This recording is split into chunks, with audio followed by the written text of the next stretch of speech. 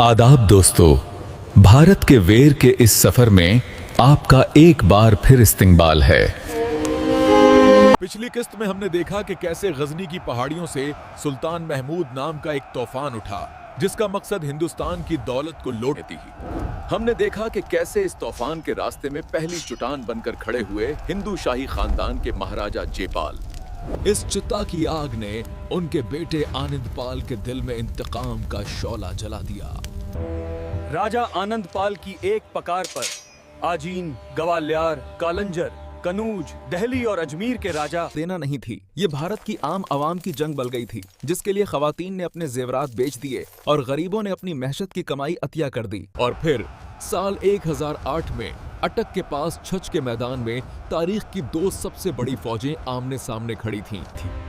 एक तरफ थी महमूद की नाकाबिले तसखार मानी जाने वाली तुर्क फौज और दूसरी तरफ थी आनंदपाल की क़यादत में भारत। 40 दिनों तक दोनों फौजें एक दूसरे को घूरती रहीं।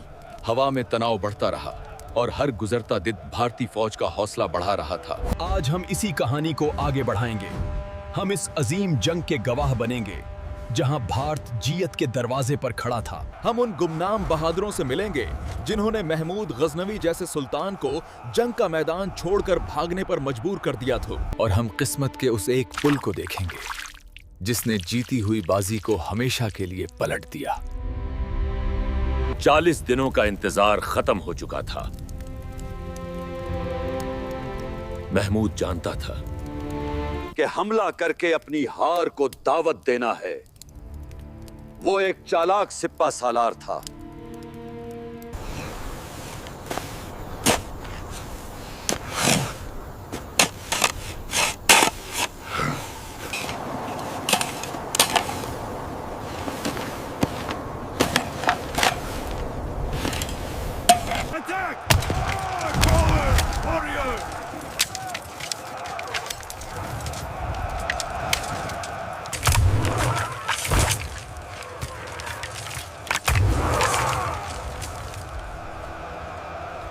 इसका मकसद यह था कि भारतीय सिपाही इस हमले से बौखलाकर बेतरतीबी से आगे बढ़ें और इसकी खंदकों में फंस जाएं। ये पोठोहार के इलाके के खोखर जंगजू थे। ये किसी राजा के तनख्वाहदार सिपाही नहीं थे। जब उन्होंने देखा कि गैर मुल्की तीरंदाज उनकी जमीन पर खड़े होकर उन पर हमला कर रहे हैं, तो उनका खून खोल उठा।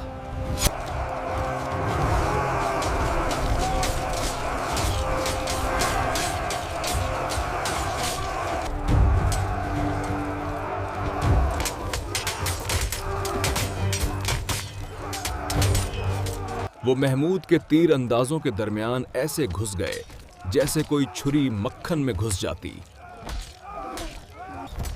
इनके लड़ने का अंदाज अनोखा और महलिक था। वो छोटे छोटे ग्रोहों में बंटकर बिजली की तेजी से हमला कर। तुर्क फौजी जो मुनज़्ज़म घड़सवार फौज से लड़ने के आदी थे, इस तरह के जंगली और गैर मुतवक्का हमले के लिए बिल्कुल तैयार नहीं थे। खोखरों ने महमूद की फौज की अगली सफ को पूरी तरह से तहस नहस कर दिया। वो खुंदकों को फुलांकर मरकजी फौज में घुस गए और घोड़ों के पेट में अपने भाले घूपने लगे और घड़सवारों को नीचे खींचकर काटने लगे। फारसी तारीखदान फरिश्ता, जो आम दौर पर सुल्तानों की तारीफ करता है, इस लड़ाई का जिक्र करते हुए लिखता है, अपने खीमे से ये सब देख रहे सुल्तान महमूद की आंखों में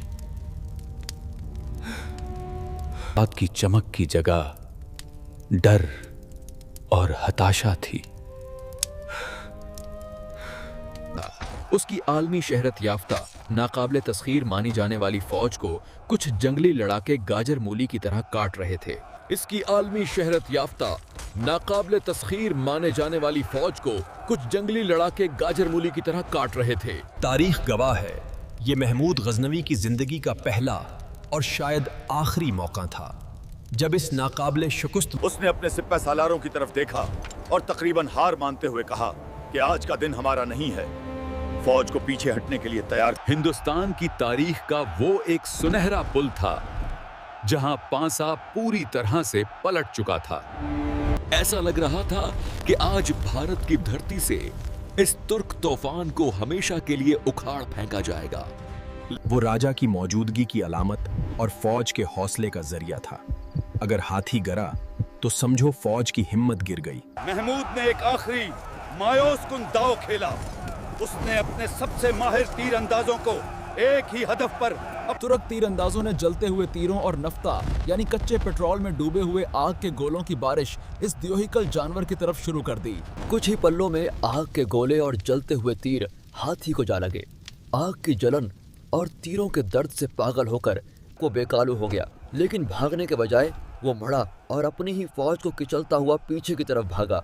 ये माजर तबाहकन था। भारतीय फौजियों ने जैसे ही अपने राजा के हाथी को, जो उनकी हिम्मत का निशान था, बेतहाशा भागते हुए देखा, एक पल में सब कुछ बदल गया। फौजियों में भगदड़ मच गई। जो फौज कुछ मिनट पहले जीत रही थी वो बिखर चुकी थी। जो फौज कुछ मिनट पहले जीत रही थी वो बिखरने लगी।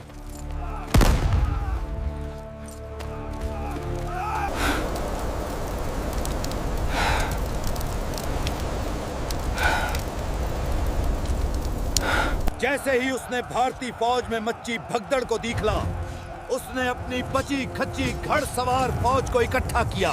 Charge to victory for the sultan. अब पासा पूरी तरह पलट गया था। तुर्क फौजी जो कुछ देर पहले भाग रहे थे, अब भागती हुई और बिखरी हुई जो लड़ाई जाती जा चुकी थी वो अब एक खौफनाक कत्ले आम में बदल गई। इस भगदड़ में हजारों भारतीय फौजी मारे गए। राजा आनंद पाल को टूटे हुए दिल के साथ जंग के मैदान से भागने पर मजबूर होना पड़ा। उनकी दहाइयों की जदोजहद, उनके पालिद की कुर्बानी और हिंदुस्तान के राजाओं का वो तारीखी इत्तेहाद। छाछ की हार एक बहुत बड़ा झटका थी, लेकिन उसने शाही खानदान की रूह को नहीं तोड़ा। आनंद पाल ने हार नहीं मानी। उन्होंने अपने दारुल हुकूमत को एक महफूज जगह मुंतकिल कर दिया और वहां से अपनी जदोजहद जारी रखी। मुआहिदा किया, लेकिन उनको दिल हमेशा अपनी खोई हुई जमीन वापस पाने के लिए तड़पता रहा। तकरीबन 1010 ईस्वी में आनंद पाल की मौत के बाद उनके बेटे तरलोचन पाल ने गद्दी संभाली। तरलोचन पाल अपने वालिद और दादा की तरह ही एक बहादुर जंगजू थे। उन्होंने महमूद के खिलाफ लड़ाई जारी रखी। उन्होंने कश्मीर के लोहार खानदान के राजा सिंग्राम राज से मदद मांगी, जिन्होंने उनकी मदद के लिए अपने सिपा सालार तंगा की क़यादत में एक बड़ी फौज भेजी। 1013-14 ईस्वी में नंदना के पास एक और भयानक जंग हुई। तरलोचन पाल को कश्मीर में पनाह लेनी पड़ा, लेकिन उन्होंने वहां भी हार नहीं मानी। उन्होंने भारत के दिल दरियाए गंगा की वादी की तरफ रुख किया। जिस वक्त तरलोचन पाल अपना वजूद बचाने के लिए लड़ रहे थे, उस वक्त वस्ती भारत में एक और अजीम ताकत का अरूज हो रहा। साल 1018 में जब महमूद ने दरियाए गंगा की वादी पर अपना सबसे बड़ा हमला किया। उसने मुथरा और कनौज जैसे इस वक्त कनौज पर परतेहार खानदान के राजा राजिया पाल की हुकूमत थी। जब यह खबर कालंजर के राजा विद्याधर तक पहुंची तो उनका राजपूत खून खोल उठा। उन्होंने इसे पूरे राजपूत माशरे की तौहीन समझा। विद्याधर ने फौरन एक फौज तैयार की, कनौज पर चढ़ाई की और गद्दार राजियापाल को जंग में हराकर मौत के घाट उतार दिया। यह सिर्फ एक राजा का कत्ल नहीं था, ये एक पैगाम था कि हिंदुस्तान में अब भी ऐसे वेर जिंदा हैं। जब महमूद को पता चला कि विद्याधर ने उसके मातहत राजा को मार डाला है तो वो आग बगोला हो गया। उसने अपनी पूरी ताकत के साथ साल 1019 में चंदेल सल्तनत पर हमला कर दगा। रास्ते में उसका सामना एक बार फिर हिंदो शाही राजा तरलोचन पाल से हुआ, जो विद्याधर की मदद के लिए जा रहे थे। एक छोटी लेकिन इंतहाई खूनी जंग में